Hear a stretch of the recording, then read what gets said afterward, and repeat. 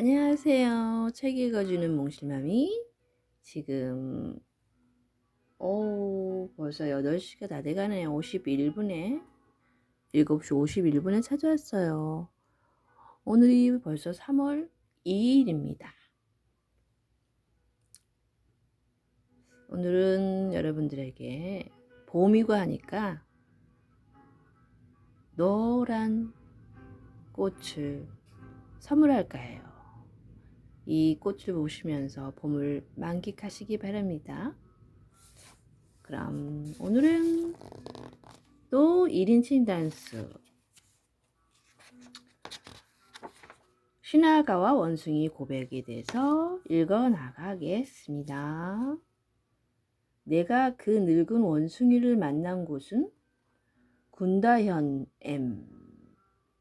온천이 작은 료칸이었다. 5년쯤 전의 일이다. 허름한 정도가 아니라 곧 쓰러질 것처럼 오래된 그 료칸에 묵게 된 것은 우연의 결과였다. 나는 발길 닿는 대로 혼자 여행하는 중이었는데 한 온천 마을에 도착해 열차에서 내리니 벌써 오후 7시가 지나 있었다. 가을 끝자락에 접어든 무렵 해가 떨어진 지 오래라 사방이 산간지대 특유의 짙은 남색을 띤 깊은 어둠에 쌓여 있었다. 산봉우리에서 불어오는 싸늘하고 날카로운 밤바람에 손바닥만한 낙엽들이 버스럭버스럭 메바른 소리를 내며 길 위를 굴러다녔다. 마을 중심부를 걸으며 묵을 만한 곳을 찾았지만 제대로 된 료칸 중에서는 저녁 식사 시간이 지난 뒤에 숙박객을 받아주는 곳이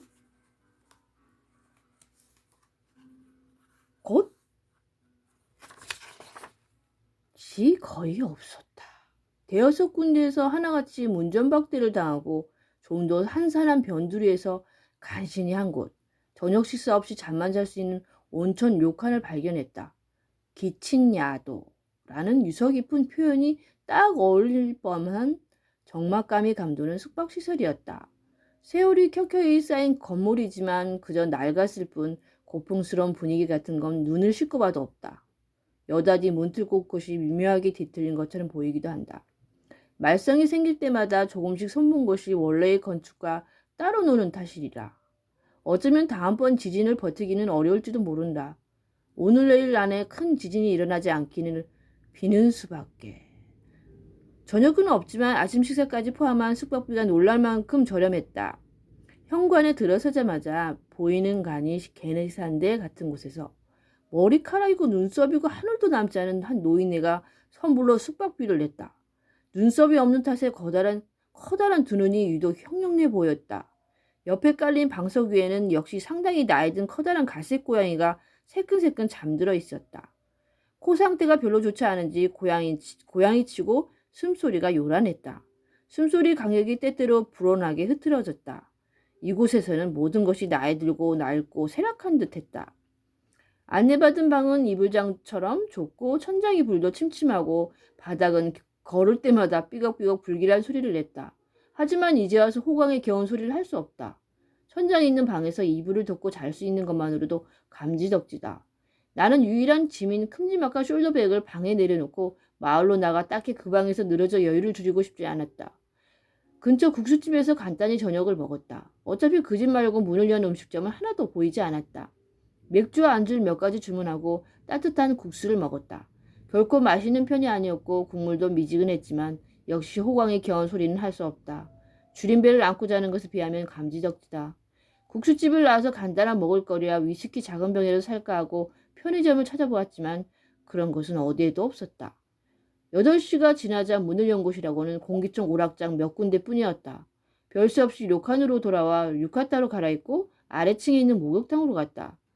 건물과 설비에 비해 온천은 생각보다 그럴듯했다.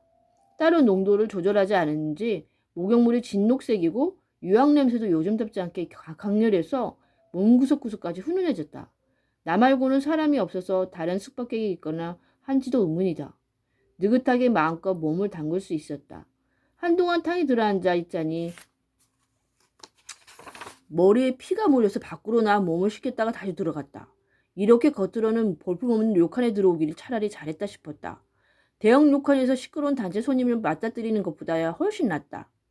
원숭이가 유리문을 두루룩 밀고 들어오는 것은 내가 탕에 3번째로 들어갔을 때였다.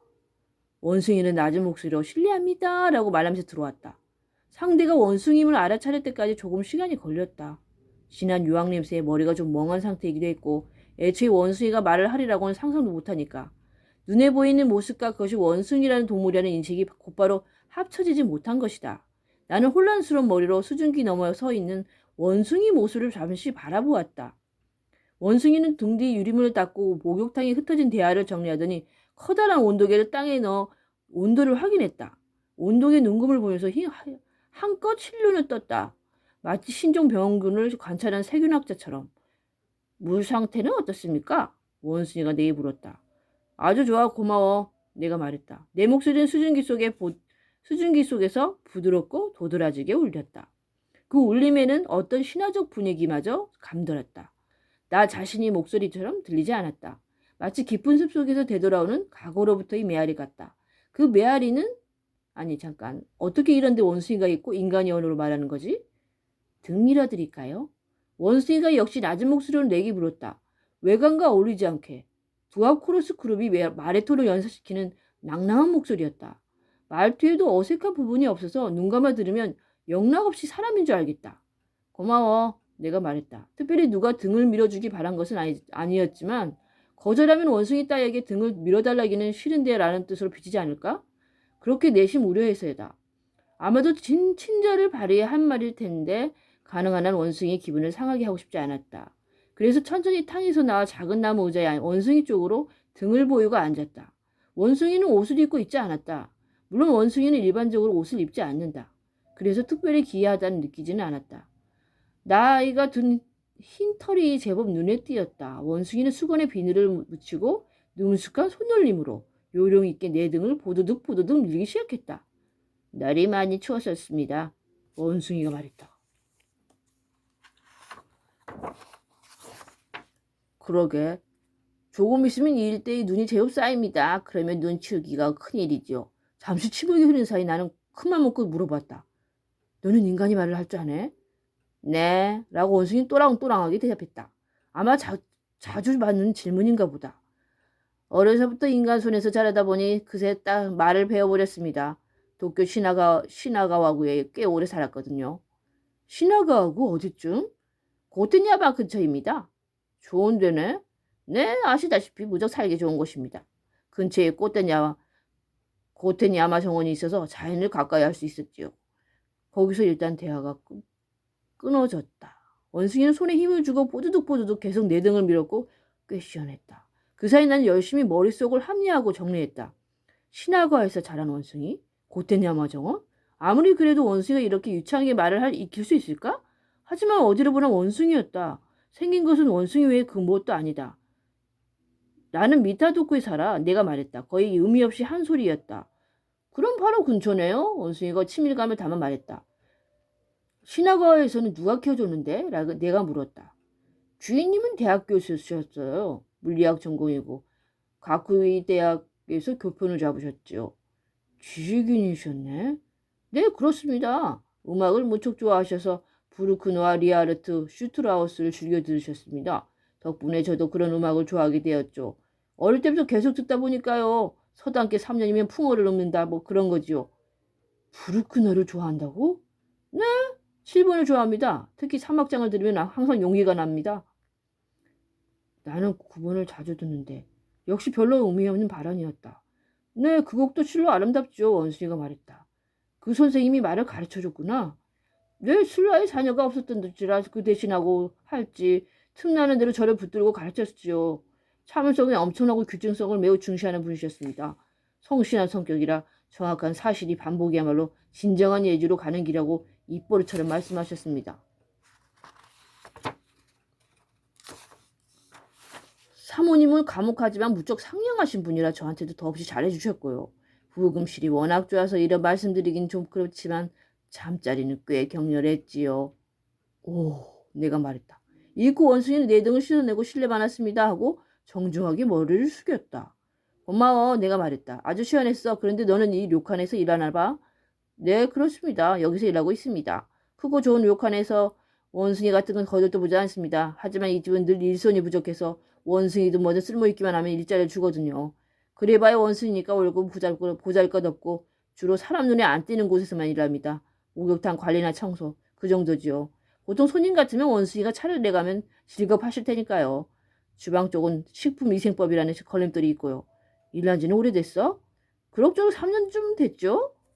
그래도 여기 이렇게 정착하기까지는 우여곡절이 많았을 테지? 내가 물어보았다. 원숭이는 고개를 끄덕였다. 네, 물론이죠. 나는 조금 망설였지만 큰맘 먹고 원숭이에게 물어보았다. 혹시 괜찮으면 그간 살아온 얘기나 좀 해줄 수 없을까? 원숭이는 잠시 생각하다 말했다.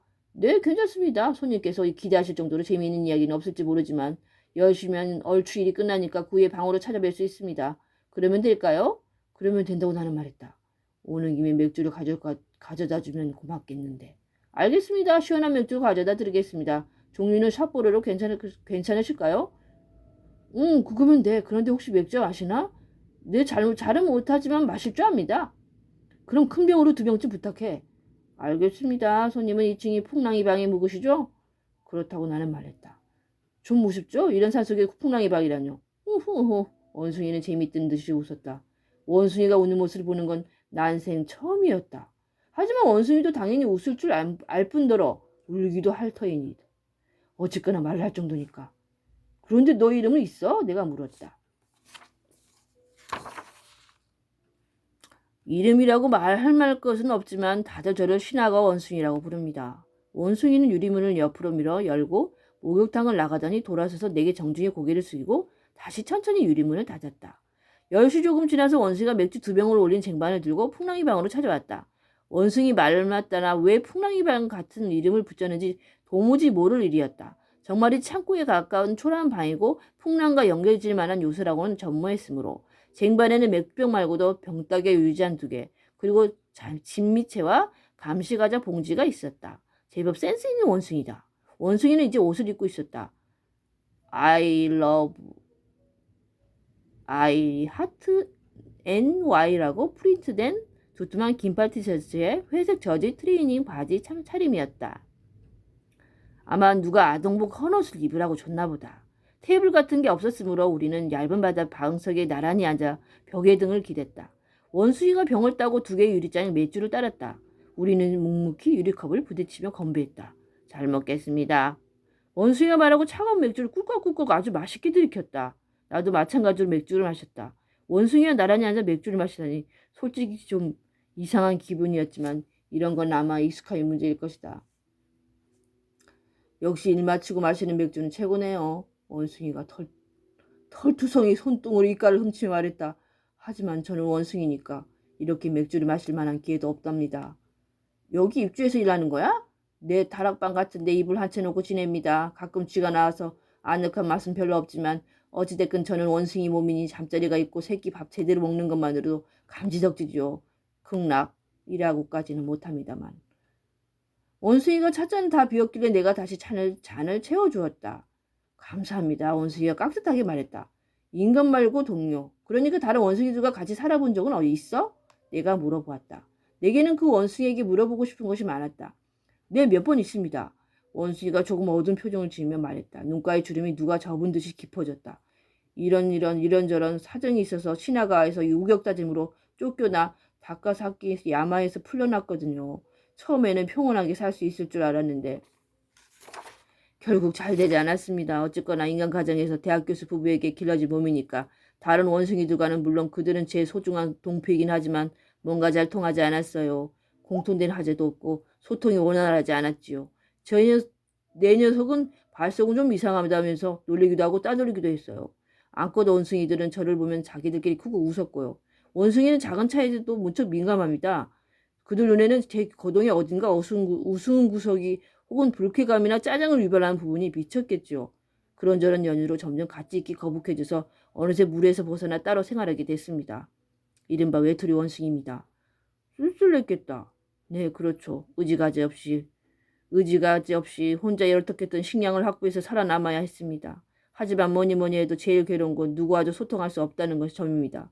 누구와 원숭이와도 사람과도 얘기할 수 없어요. 고독하다는 건 정말 슬픈 일입니다. 물론 다키사카야마에도 많은 사람이 오지만 그렇다고 아무나 붙들고 무작정 말을 걸 수 없는 노릇이니까요. 그랬다가는 분명 심각한 혼란을 빚을 테죠. 요컨대 저는 원숭이 사이에도 속하지 못하고 인간 사이에도 속하지 못하는 이도저도 아니게 어정쩡하고 고독한 원숭이가 되어버린 겁니다. 살을 애는 듯한 나날이었습니다. 부르크너크도 못 듣고. 네, 그런 것과는 연이 없는 세계죠. 신하가 원숭이는 말했다. 그리고는 다시 맥주를 한 모금 마셨다. 나는 원숭이 얼굴을 주의 깊게 보고 있었는데 얼굴이 원래 색보다 더 빨개지지는 않았다. 술이 센 원숭이인지도 모른다. 아니면 원숭이 경우는 치기가 얼굴에 드러나지 않는 건지도. 또 하나 제 마음을 가장 못 견디게 한 것은 이성관계였습니다. 나는 말했다. 이성관계를 하면 간단히 말씀드려 저는 앙컷 원숭이들 상대로 속욕이라는 것을 전혀 품지 못했습니다. 기회가 몇 번쯤 있었지만 솔직히 말씀드려서 도무지 그럴 기분이 들지 않았습니다. 원숭이면서 앙컷 원숭이를 상대로 속욕이 생기지 않았다? 네, 그렇습니다. 부끄럽지만 있는 그대로 말씀드리자면 저는 어느새 인간 여성밖에 연마할 수 없는 체질이 되어버린 겁니다. 나는 잠자코 내 잔에 남은 맥주를 마셔버렸다. 그러고는 감시 과자 봉지를 뜯어서 한 움큼 손바닥에 올렸다. 그건 현실적으로 좀 난처한 일이겠는걸? 네, 그것은 현실적으로 좀 몹시 난처한 일입니다. 아무튼 저는 보시다시피 원숭이 몸이니까 인간 여성이 기꺼이 제 욕구에 응해주거나 하는 일은 거의 기대할 수 없거든요. 짐작컨대 유전학적으로도 그렇단 행위일 테이고요. 나는 잠자코 뒷말을 기다렸다. 원숭이는 잠시 귀를 극적이다가 이윽고 말했다. 그런 연유로 저는 충족되지 않은 연정을 해소하기에 저 나름대로의 다른 방법을 써야 했습니다. 다른 방법이라? 이를테면 원숭이 미간이 주름이 순간 깊어졌다. 빨간 얼굴도 조금 거무스름해진 것 같았다. 믿지 않으실지 모르겠지만 원숭이는 말했다. 아니 아마 믿지 않으실 텐데요. 언제부턴가 저는 좋아하는 여자 이름을 훔치게 되었습니다. 이름을 훔쳐? 네, 어떻게 된 일인지 몰라도 저는 그런 특별한 능력을 타고난 모양입니다. 마음먹으면 누군가의 이름을 훔쳐 제 것으로 만들 수 있습니다. 머릿속이 다시 혼란스러워지기 시작했다. 잘 이해가 안 되는데? 내가 말했다. 내가 누군가의 이름을 훔치면 그 누군가는 자기 이름을 완전히 잃어버리게 되는 거야? 아니요. 그 사람이 이름을 완전히 잃어버릴 일은 없습니다. 제가 훔치는 것은 이름이 일부, 한 조각이 지나지 않으니까요. 하지만 도로낼 만큼 이름이 두께가 조금 얇아지거나 무게가 가벼워지기는 합니다. 해가 구름에 가려지면 땅에 생긴 내 그림자가 그만큼 얇아지는 것처럼요. 경우에 따라서는 그런 결손이 생겨도 본인이 명확하게 알아차리지 못할 수도 있어요. 뭐가 조금 이상한 데는 하는 정도지요. 하지만 그 중에 확실히 알아차린 사람도 있을 테지. 자기 이름이 일부를 맞았다는 걸. 네, 그런 분들 물론 있죠. 가끔 자기 이름이 생각나지 않곤 합니다. 말할 것도 없이 매우 불편한 일입니다. 송거신 일이죠. 그리고 자기 이름이 낯설게 느껴지기도 하고요. 그 결과 어떤 경우에는 정체성의 위기 비슷한 것마저 겪었습니다. 그런 일들이 오롯이 제 탓입니다. 제가 그 사람의 이름을 훔쳐서예요. 심히 죄송하게 생각합니다. 무슨 일이 있을 때마다 양심이 가책이 무겁게 짓누릅니다. 하지만 나쁜 짓인 줄 알면서도 도저히 훔치지 않고는 배길 수 없습니다. 변명하는 건 아니지만 제 도파민이 그리라고 명하거든요. 자, 어서 이름을 훔쳐버려. 법에 걸리는 일도 아니잖아 하면서. 나는 팔짱을 끼고 한동안 그 원숭이를 바라보았다. 도파민? 이윽고 말했다. 내가 훔치는 건 연심, 그러니까 성적 욕구를 품은 여자의 이름만이라는 거지? 네, 맞습니다. 무턱대고 아무 이름이나 훔치지는 않습니다. 지금까지 몇 명 정도 이름 훔쳤는데? 원숭이는 진지한 표정으로 손가락을 꼽으며 헤아렸다. 손가락을 꼽으면서 느릿느릿 작은 목소리로 뭐라고 중얼을 했다. 그리고는 얼굴을 들었다. 전부 7명입니다. 저는 7명의 여자 이름을 훔쳤습니다. 구수가 많은지 적은지는 바로 판단하기 어려웠다. 나는 원숭이에게 물었다. 이름을 어떻게 훔치는데? 괜찮으면 그 방법을 알려줄 수 있을까? 주로 염력을 사용합니다. 집중력, 정신적 에너지죠. 하지만 그것만으로 부족합니다. 그 사람의 이름이 적힌 물질적인 형태가 필요합니다. 신분증이 가장 이상적이죠. 운전면허증이나 학생증, 보험증, 여권 등 아니면 이름표 같은 것도 괜찮고요. 하여튼 그렇게 구체적인 물건을 입수해야 합니다. 보통은 흠집이나 훔치는 수밖에 없습니다. 이래봬도 원숭이니까 빈집에 숨들어 가기는 그다지 어렵지 않거든요. 그리고 모든 이름이 적힌 적당한 물건을 찾아내서 들고 나옵니다. 그리고 그 여자의 이름이 적힌 물건과 염력을 써서 상대의 이름을 훔친다. 그렇죠. 그것에 적힌 이름을 오랫동안 응시하면서 정신을 오로지 한 점에 집중하고 사랑하는 이 이름을 의식 속으로 고스란히 걷어들입니다. 시간이 오래 걸리고 정신적 육체적 소모도 크지만 일심불란하게 어떻게든 해냅니다. 그렇게 그녀의 일부는 저의 일부가 됩니다. 그리하여 저희 갈 곳 없는 여정은 나름대로 무사히 충족되는 셈이지요. 육체적 행위 없이? 원숭이는 힘줘 고개를 끄덕였다. 네, 저는 어디까지나 원숭이지만 절대 천박한 짓은 하지 않습니다. 사랑하는 여자의 이름을 내 것으로 삼는다. 그것만으로 충분합니다. 분명 성적 욕망이 깔린 악행이긴 하지만 동시에 지극히 깨끗하고 플라토직한 행위이기도 합니다. 저는 마음속에 있는 그 이름을 그저 나 몰래 혼자 사랑할 뿐입니다. 마치 부드러운 바람이 초원을 가만히 훑고 지나가듯이. 나는 감탄해서 말했다. 하긴 어찌 보면 궁극이 연애라고도 할 수 있겠어. 네, 그것은 어찌 보면 궁극이 연애일지도 모릅니다. 하지만 동시에 궁극이 고독이기도 합니다. 말하자면 동전이 양면인 셈이죠.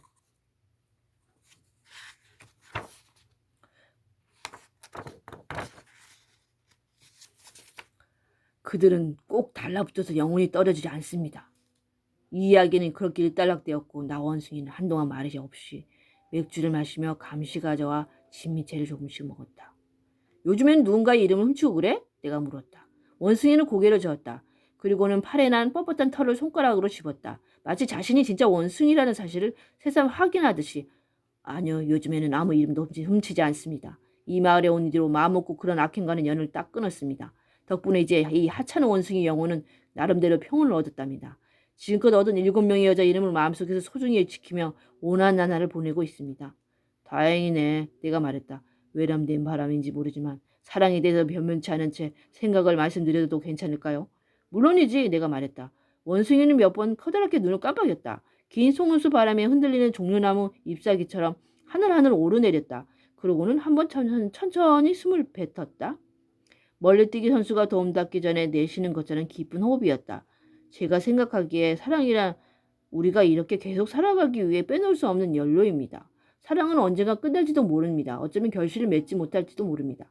하지만 설령 사랑이 사라져도 사랑을 이루지 못한다 해도 내가 누군가를 사랑했다 연모했다는 기억만 변함없이 간직할 수 있습니다. 그것 또한 우리에게 귀중한 여론이 됩니다. 만약 그런 여론이 없다면 사람의 마음은 그리고 원숭이 마음도 풀 한 폭이 없는 혹하니 황야가 되고 말겠죠. 그 대지에서 온종일 해가 비치지 않고 안녕이라는 풀꽃도 희망이라는 수목도 자라지 않겠죠. 저는 이렇게 이 마음에 라고 말하면서 원숭이는 털투성이 가슴에 손바닥을 댔다. 한때 연모했던 아름다운 7명의 여자 이름을 소중히 품고 있습니다. 저는 이것을 제 나름의 소소한 연료 삼아 추운 밤에 은근히 몸을 덮이면서 남은 인생을 그럭저럭 살아볼 생각입니다. 그리고는 원숭이는 또 쿡쿡 웃었다. 그리고 몇 번 가볍게 고개를 저었다. 아무리 생각해도 이상한 말이네요. 모순이라고 할까요? 원숭이 인생이라니. 후후후. 정말 이게 뭐죠? 지금 제가 읽어나가는 것도 원숭이? 정말 무라카미 하루키 씨는 정말 엉뚱한 데가 정말 많은 것 같아요. 다음을 기대해 볼까요, 우리? 그러면 내일 다시 올게요, 여러분. 그동안 여러분 평안하고 행복한 밤 되세요. 안녕.